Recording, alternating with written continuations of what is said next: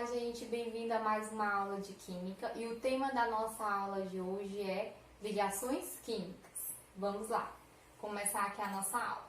Pense em alguns materiais que você conhece. Então, eu vou listando aqui alguns materiais.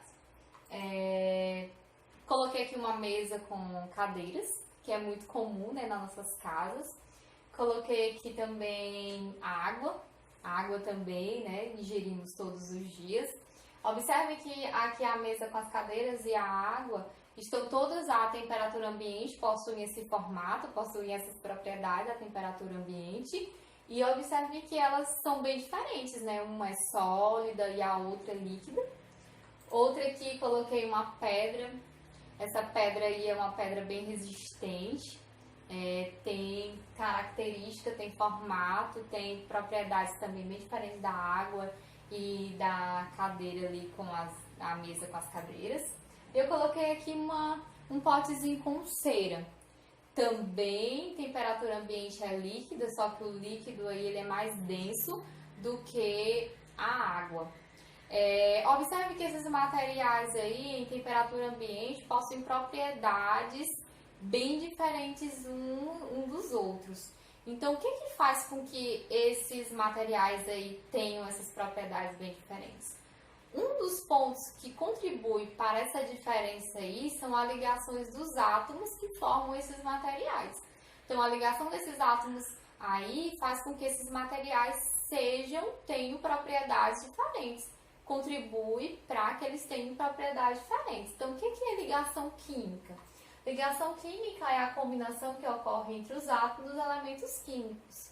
Tá? Essa ligação aí desses átomos ligando-se um com os outros podem ser átomos de um mesmo elemento químico ou átomos de elementos químicos diferentes. Quando eles se unem, formam novas substâncias, tá? Exemplos aqui que temos, ó, a água. A água tem dois átomos de hidrogênio ligado com um átomo de oxigênio. Então, eu tenho o hidrogênio ligando com o oxigênio, na proporção de 2 para 1. Essa ligação aí, ó, é a ligação de átomos diferentes formando uma nova substância. Tá? Aqui eu tenho o sal formado por Na, sódio, e o Cl, cloro. Então, eu tenho dois átomos de dois elementos químicos diferentes ligando e formando uma nova substância que é o sal.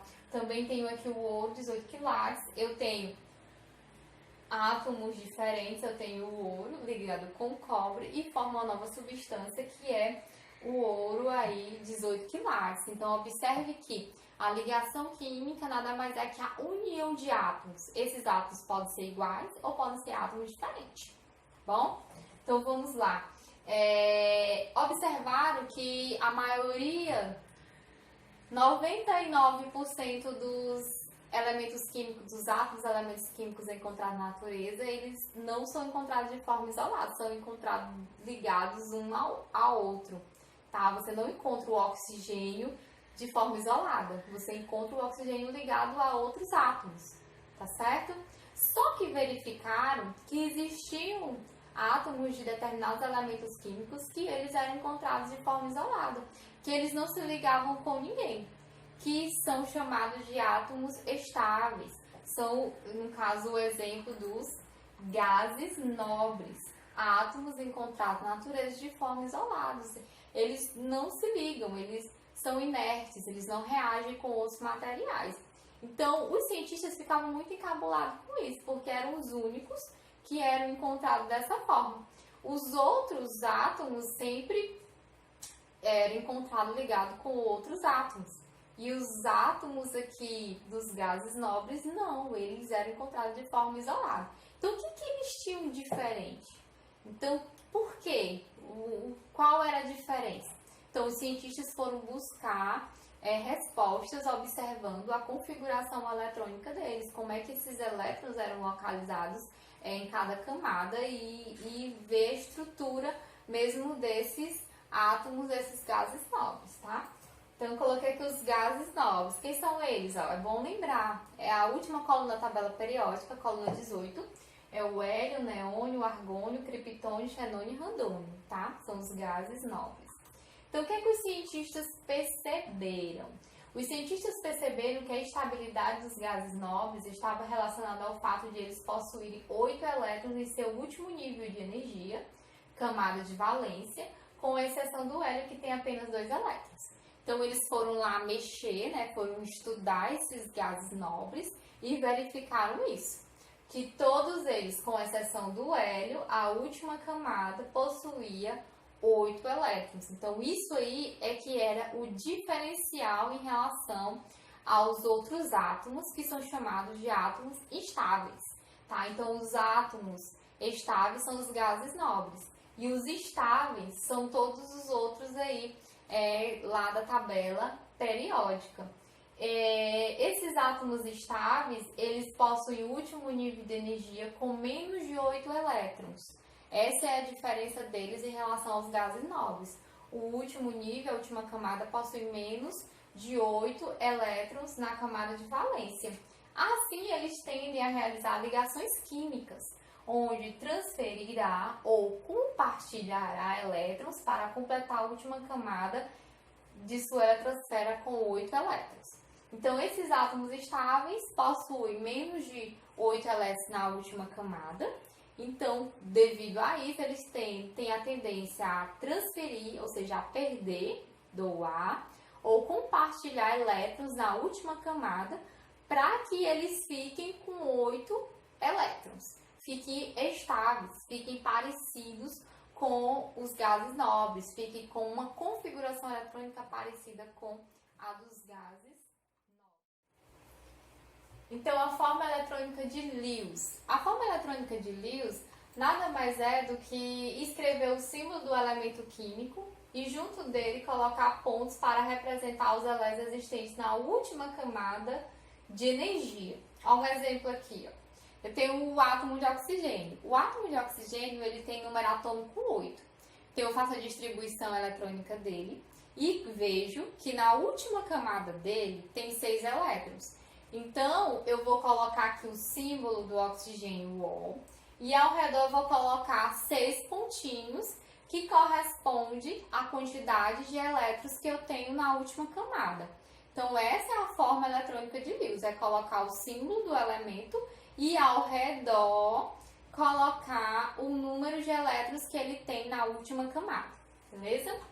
Regra do octeto.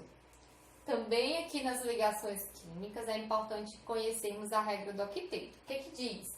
Os átomos instáveis, que são aqueles que têm menos de 8 elétrons na camada de valência, tendem a perder, ganhar ou compartilhar os elétrons que se encontram no último nível de energia até completarem 8 elétrons nesse nível, certo? Então, essa é a regra do octeto.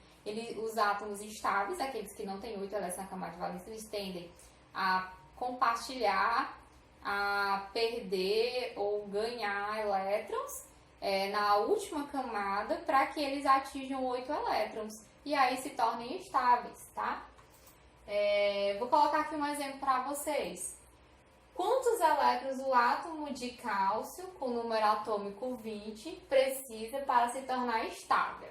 Então, como é que eu vou saber? Primeiro, você tem que saber fazer a distribuição eletrônica. Primeiro, você vai fazer a distribuição eletrônica e ver quantos elétrons esse átomo aí de cálcio tem na última camada.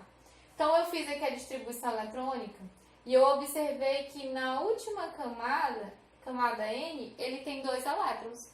Então, ele tem 2 elétrons. Para ele ficar com 8 elétrons aí, ele precisaria receber 6 elétrons.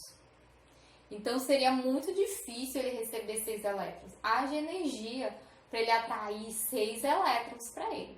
Mas observe o seguinte, e se ele perder esses 2 elétrons?